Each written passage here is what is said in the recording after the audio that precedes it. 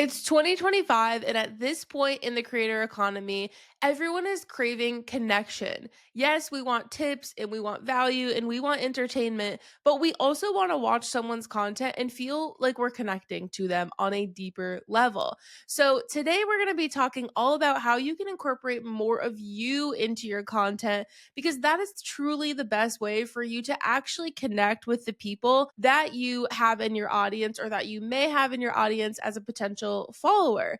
So, let's talk about incorporating more of you into your content without losing your niche and still being able to stay on brand. Let's get into it. I'm Kristen Busquet. I've been a full-time creator for over 3 years, and I've brought in over $350,000 from sponsored posts and content creation collaborations with brands so far.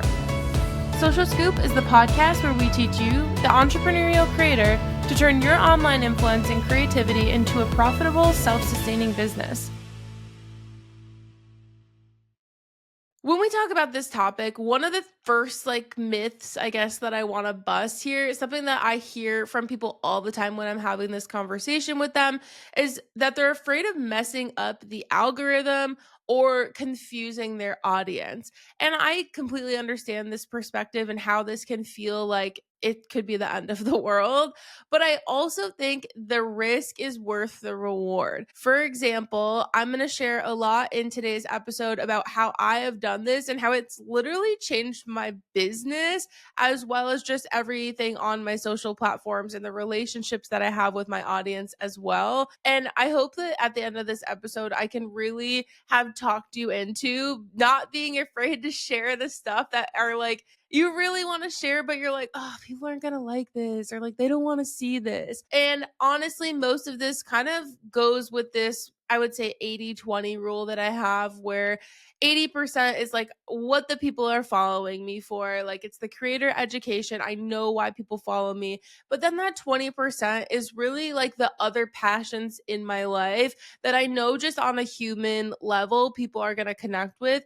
And truthfully, that 20% is really what has made my content so much stronger and my audience so much stronger.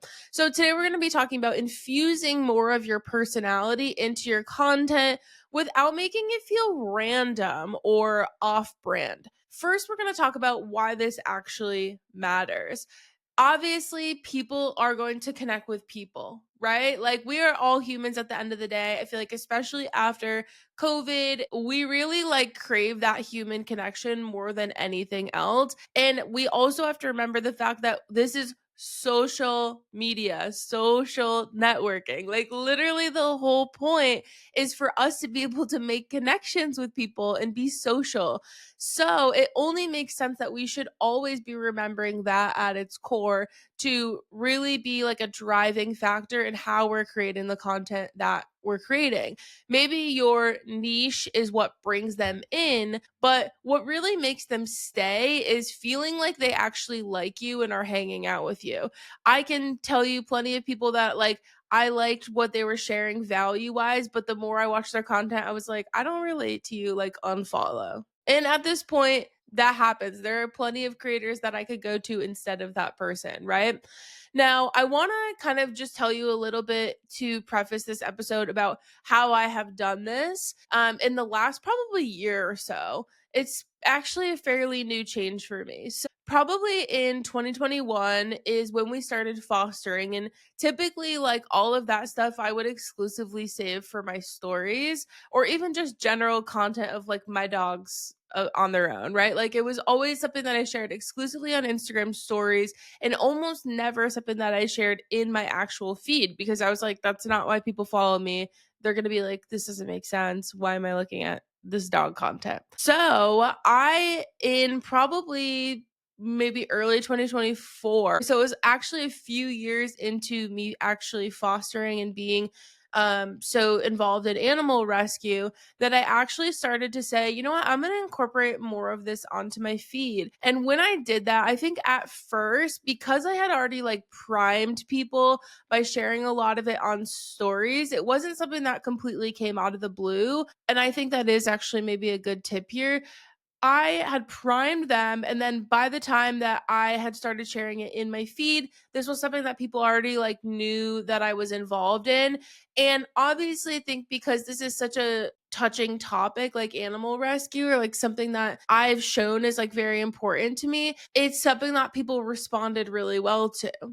So, and it was relatable, right? Like a lot of the content that I talked about was, like wanting to help and like wanting to be like a voice for those that don't have a voice, or that, like can't advocate for themselves. And I'm sure that so many of us can relate to that, even if it's not about animals necessarily. Like we all have things that we care about that we'd love to share more of and be kind of like an advocate for. So I started sharing this, I started doing super, super well. And it's funny because now, probably maybe what, like a year and a half later, more people I think associate me with dog rescue than they do with social media, or at the very least, like it's neck and neck.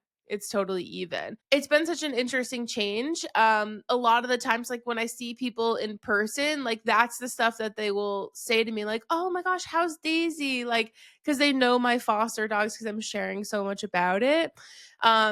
And that has been, I think, the most interesting part, right? So not only have I been able to share more things that I've been interested in, it's also kind of shifted me and my brand as well. What that has actually done for my business, of course, I have more like highly performing posts because I think that's stuff that people can relate to so much, and a general population could be really interested in animal rescue, versus just like my super niched in topic of creator education. So it's definitely broadened the people that come to my page, but it's also kind of made the people more specific in a way too, if that makes sense. For example, a lot of the people that have joined in my membership recently have been dog creators. Like we have a big community of dog creators. And I think that's truly because I've shown like I love dogs. I'm committed to dogs, but I'm also committed to like the creator education. And so I'm weaving both of those into a lot of my content. And so it's attracting people who both of those are appealing to. So it's actually helped a lot for my business as well, which has just been kind of like an added benefit. There are so many different ways that I incorporate this in. Even, for example, when you join the membership, we have a little intro post that you kind of fill out, and one of the questions on there is about like, do you have any pets? So like I'm infusing pet content into so literally every aspect of what I share. And I know this feels like a very specific example. It's just the only one that I have, obviously, because it's my content. But I have some examples of how I've done this that I'm going to talk about in this episode that I hope are inspiring to you and kind of get your wheels turning a little bit so that you can see how you can apply this to your own page. So let's talk about what adding more of you actually means here. It's not just like posting your lunch or, taking a selfie for the sake of like showing your personal life. It's really about finding the overlap of whatever that is that you're really passionate about and love so much that you want to talk about in a way that resonates with your audience, like that core audience that's there for the 80%. Right. So, for example, one of the things that I have done recently, a little kind of way that I've mushed the two together, is I did a video talking about how I spoke at city council to advocate for animal welfare here in Charlotte. And one of the things that I did in that video to make it applicable to that 80% who I know my core audience is I talked about how we should be using like our influence for good. Like I know we didn't just get into influencing to share like Amazon links. I know we all wanted to like connect with people and like make a bigger change on a deeper level. And with a platform, I think that's exactly the thing that we should be doing. And so I talked about that in the video versus just being like, yeah, I went to city council. It was fun. I tried to really ask myself, how is this topic going to be applicable to my 80% audience? And that video got a really, really great response. So that was a good example. Or another example I could give you too is because creator education and like growing your business and making money is a huge part about what I talk about. One of the things that I will often do is I'll in my videos have my dogs and talk about how like maybe you want to like build a better life for your dogs by having like more flexibility in your income and more flexibility in your time, or you want to have more time to, go volunteer or things like that. So I'll often like merge those two subjects together because it's really the perfect overlap of like my 80% audience and my 20% audience. Think about for you like some examples of those things that are so important in your life that, maybe you talk about fashion, but you're also like a mom to a newborn, right? Like you can't ignore that part of your life because it probably is a huge, huge, huge, huge part of your life, right? So I think using that 20% maybe to create content that's specific to newborn moms or just moms in general could be a really good example. There are so many hobbies that all of us have that I think when we create our social media platform where we're known for one thing, we can feel really boxed in. And this is actually talking about like niches and having these things that we are known for. I think it is a really great way to, instead of having a niche, having more of a mission statement. So like for me, that mission statement might be I want to, create educational, inspirational content for entrepreneurial creators to turn their online influence and creativity into a profitable self-sustaining business. You guys hear me say that at the beginning of every episode, but I could even go even further and say at the end of that, so that they have more time to spend with their dogs, right? Like I could make it even more specific. And that would bring in, of course, a lot more dog people, which is great. So look at those things in your life that are equally as important to you as your niche and ask them, how can I overlap these two in a way that doesn't feel super out of place? Even for example, another example, one of the things that I did recently was a partnership with Honeybook. They are a CRM platform that helps you run your business more efficiently and, spend less time on the boring business stuff and more time on the fun creating stuff. And one of the whole concept of one of the videos that I did with them was basically like my sad dog watching me work all day because I'm like taking so much time to do all these tasks that if I were to use Honeybook, I could automate them way quicker and let, less time go by of me working and be able to spend more time with my dog. And at the end, it was like, yay, I get to cuddle with my dog and we're running around the backyard and having a blast. But again, that was a great way to overlap my two kind of audiences or my two topics that I talk about. So let's talk about some outside the box ways that you can incorporate more you into your content. I always like to do stuff like this that is more outside the box because I know there are so many obvious ways that you can do this. And obviously, with me being a resource to you, I want to be like the one that really gets your wheels turning. So the first one that I want to talk about is creating a recurring personal segment or series. So for example, for me, that's like my one post a week where I'm doing something related to dog rescue or dog volunteering. That could be again maybe what if that in that example of being a mother who also talks about fashion, maybe like mostly you're talking about fashion, but that other 20% is a segment of like the reality of getting dressed when you're a newborn mom. And it's just like you getting thrown up on and you like having to change your clothes 500 times a day, or like just throwing on literally anything because you have 2 seconds to get dressed, like making that super relatable. Now the second one that I have here is using personal examples when you teach. So instead of saying like, for me, creators should do this, I am saying I struggled with X when I started doing Y. So I'm teaching more from the, or sharing experiences more from the perspective of the person who is going through whatever it is that I'm solving.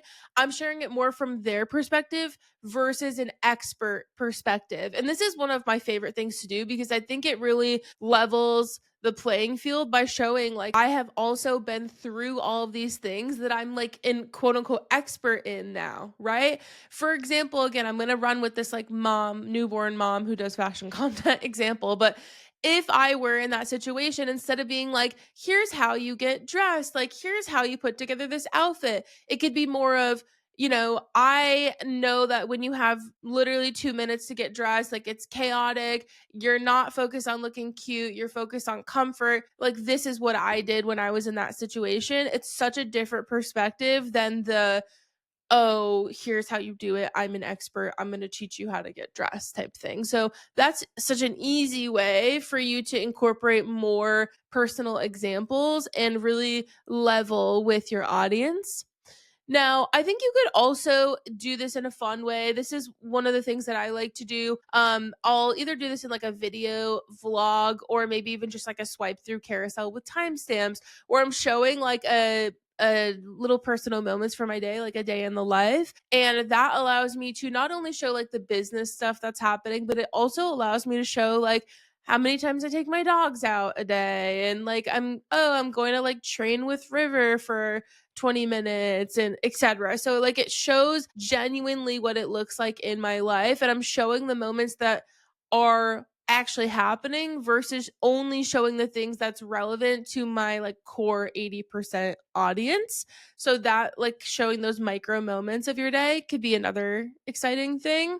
um, I think you could also, and this is one I think I run with quite a bit, is letting your values lead the way. So looking at those things that you deeply care about and finding those natural ways to incorporate it. So maybe sharing a productivity tip and then mentioning how I'm more productive since fostering, because I have a dog who like wakes me up super early or whatever that might be. That's relatable, but it also builds those value aligned connections, which again gives you so much more to talk about and connect about with your audience. So that could be a really nice way.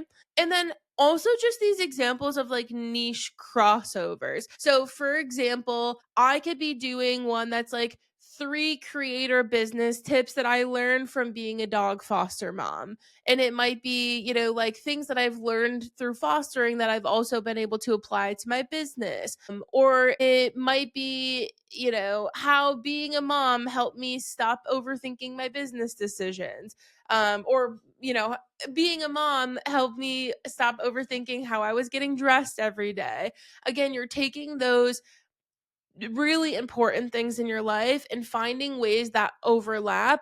And it sounds challenging, but guys, this should be so easy because you literally already do it every day. You just need to be able to take a step back and look at it from like the airplane view of what's happening versus being just like so deep in your own life, right? So even sitting down with someone like a friend or someone, another creator, if you're in Social Suite, sitting down with a Social Suite member, putting this in the community forums, having people look at it from an outside perspective, I think could be a super helpful way to kind of see maybe things that you already do every day that are so natural to you and part of your process that maybe stick out to other people that you could really talk about. Now, maybe after you're hearing all of this, you're thinking like, isn't this going to confuse my audience? And I understand this concern because again, as I said, like I went through this exact situation and had very similar feelings. I would say your audience is more flexible than you probably think, but I do think you need to guide them through this shift, right? So, again, I think one of the things that made this transition of me posting more of this a lot smoother was that I did actually start by doing it a lot on stories. I was kind of like dipping my toe first and then going into like, okay, now I'm going to put it on my feed and now I'm going to like make this my whole personality basically. But you could make some soft transitions, maybe it's coming on and saying like, me for my fashion tips, but I'm also a mom and here's something I haven't talked about much. Share more of those feelings or those experiences that you're going through, but just make them applicable to the people who are in that core 80% audience. You can also share why something matters to you. And when you are doing that, I think it really allows you to talk about those things that are also important to you. So, again, going back to this example of me talking about animal rescue, I'm sharing why that's important to me. And I think that is truly what has helped me like actually connect with people and build those deeper connections with my audience. Because at the end of the day, we are all human. So will it confuse your audience? I don't really think so, because truly, like, this is just a human thing. Like, you being a mom and being a fashion creator, being a mom is a human thing. It's relatable. And so people are going to hear that and not feel like it's out of the norm, like it's a huge part of your life. It would be harder for you not to talk about it than for you to incorporate that into your content. So don't let that be the thing that stops you. I think your audience is truly more flexible than you think. They just need your guidance, you know? Now, how can you actually implement this? You know that I'm a very logical person and I love a little to do list. So, I want to share with you some actionable tips that you can actually try this week to implement these things. First is picking that one personal element. Like, just think about the things that are super involved in your life. You know, like when you're not posting on Instagram, what are you doing? That, like, reading? Is it pottery? Is it being a soccer coach? I don't know. Like, what is it that you are doing when you're not on Instagram? That's a good way to think about what is that one personal element that you maybe want to share more of. Then I would like you to brainstorm 3 overlapping niche ideas. How can you have that 20% content where you're sharing more of that other thing, that personal thing that you want to talk about, but you're still making it applicable to your current audience? And then third, I think you should create one post this week, actually implement it, and see how it goes. One of the other things I will say to preface all of this as you are about to start diving in is, don't expect it's going to hit right away. I think whenever you're trying anything new, you have to experiment with it a few times before you actually see what that result is going to be. So if you do it once and it bombs, don't stop, keep going. Do it like at least 5 to 10 times. And I know that sounds crazy, but once you do that, I will bet you will start truly opening that door for like real deep human connection when it comes to that other personal topic that you want to talk about. So don't let the flop stop you. It's probably going to happen. Is more than likely that something's going to flop, right? This is Instagram. Let's be honest. Good luck. If you have any questions, please let me know, and you guys know where to find me. Otherwise, I will see you next week. Bye.